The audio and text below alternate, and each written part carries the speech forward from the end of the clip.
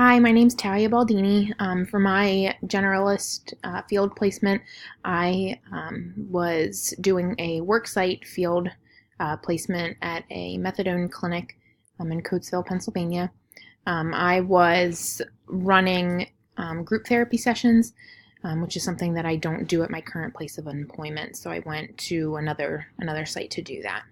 I really enjoyed running groups. I got a lot of positive feedback, which is always nice.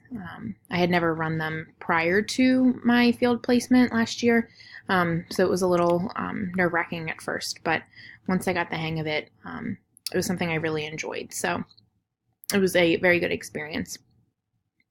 Goals for developing into a clinical social worker.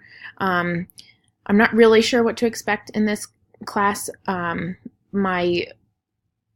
The thought I have is that this kind of like hones in on all of the skills that we've learned, like little bits and pieces about over the past 2 years, and this kind of like solidifies all of that.